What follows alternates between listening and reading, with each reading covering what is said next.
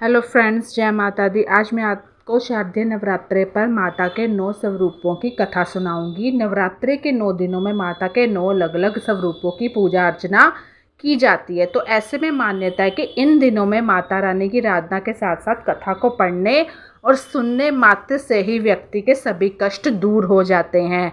जिस तरह हम किसी को याद करते हैं, उनकी बातें याद करते हैं, इसी तरह माँ को याद करते हुए, उनकी कथा सुनते हुए माँ हमारे घर में कहते हैं कि दोनों नरातों में एक बार ज़रूर हमारे घर आती है। सच्चे मन से किए गई आराधना माता रानी को हमारे घर में आने को मजबूर कर देती है। नवरात्रों की व्रत कथा। पीठत नाम के मनोहर नगर में एक अनाथ नाम का ब्राह्मण रहता था। वह भगवती दुर्गा का भक्त था। उसके संपूर्ण सद्गुणों से युक्त मानव ब्रह्मा की सबसे पहली रचना हो ऐसी यथार्थ नाम वाली सुमति नाम की एक अत्यंत सुंदर कन्या पैदा हुई।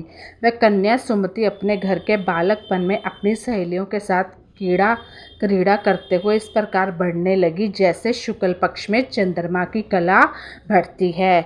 धीरे धीरे उसका जो अभाव कह रही हूँ, ओज था चेहरे का, वो भी बहुत ही प्रकाशमय होता जा रहा था। उसका पिता प्रतिदिन माँ दुर्गा की पूजा कर रहा और होम किया करता था। उस समय वह भी नियम से वहाँ उपस्थित होती थी। एक दिन वह सुमति अपनी सखियों के साथ खेलने में लग गई और भगवती के पूजन में उपस्थित नहीं हुई। तो उसके पिता को पुत्री की ऐसी असावधानी देखकर क्रोध आ गया और क्रोध में आकर पुत्री का विवाह यानी सुमति का विवाह किसी कुष्टी से कर देने की बात कह डाली उसके पिता ने। क्रोधित में हम क्या बोल जाते हैं पता नहीं चलता। पिता वचन सुन सुमति बहुत दुखी हुई, लेकिन वो अपने पिता का सम्मान करते हुए अपने पिता का उसने मान रखा और किसी भी कुष्ठ रोगी से विवाह के लिए तैयार हो गई। लेकिन इससे ब्राह्मण की ओर भी क्रोध आ गया, क्योंकि उसने देखा कि उसकी पुत्री के मन में जरा भी भय नहीं था। तो ब्राह्मण ने सुमति का विवाह एक कुष्ठी के साथ करा दिया। सुमति को अपने भाग्य पर बहुत रोना आया, परंतु वह कुछ नहीं कर सकती थी।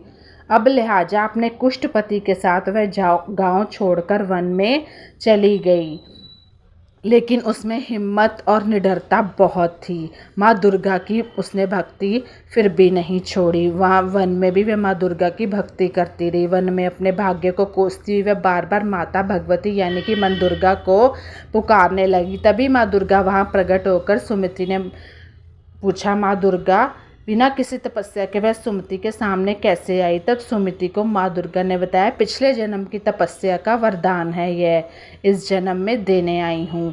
माता रानी ने सुमति को वरदान मांगने के लिए कहा और उसे मनवांछित फल देने का वचन दिया। लेकिन सुमति को कुछ समझ नहीं आई। वो बिल्कुल अचंभे में पड़ गई कि माता ने एक तो मुझे दर्शन दिए और मुझसे कह रही है कि वरदान मांगो। वो कहती है, हे माँ दुर्गा, मैं बहुत अचंभत स्थिति में हूँ। मुझे कुछ समझ नहीं आ रहा है। मैं पिछले जन्म में कौन थी, क्या थी, मुझे सब जानना है। तो सुमति ने माँ दुर्गा से अपने पिछले जन्म के बारे में जानने की इच्छा जता दी, जिसके बाद माता रानी ने सुमति को बताया कि वह पिछले जन्म में एक भील की पत्नी थी। दोनों भील पति पत्नी पवित्र मन के साथ सबकी सहायता करते थे, लेकिन एक बार भुखमरी के चलते सुमति के पूर्व जन्म के पति ने राजा के घर में चोरी कर ली थी। इसके बाद राजा ने क्रोध में आकर दोनों भील पति पत्नी को कोठरी में डलवा दिया था। तो इस पर सुमति माँ दुर्गा से जो कथा सुन रही होती है तो उस पर विश्वास करने लगती है। वो कहती है, माँ फिर आगे क्या हुआ? मुझे पूरी कथा जाननी है कि जब मैं भील की पत्नी थी तब उसके बाद मुझे इस जन्म में कुष्ठ रोगी पति क्यों मिला राजा की कोठरी में? तो दुर्गा माँ कहती है, राजा की कोठरी में भील पत्नी बिना कुछ खाए और पिए रहते थे। वह समय माता के दोनों का यानी कि उन दिनों माता का यानी कि अश्विन पक्ष की शुक्ल प्रतिपदा से लेकर दशमी तक दोनों भूखे प्यासे रहते थे और एक तरह से उनका व्रत हो गया माता का। उस दिनों नवरात्रे चल रहे थे, तो उस जन्म में व्रत समापन पर दोनों की मृत्यु हो गई थी, इसलिए उस रात का फल माता इस जन्म में देने आई है। सुमति ने वरदान में माता से अपने पति का कोढ़ दूर करने के लिए कहा, तो माँ दुर्गा ने सुमति के पति का कोढ़ दूर कर लिया और उसके पति को सोने सा सुंदर शरीर प्रदान किया। तो भगवती दुर्गा की कृपा से सुमति के पति का शरीर पुष्टहीन होकर अति कांति युक्त हो गया।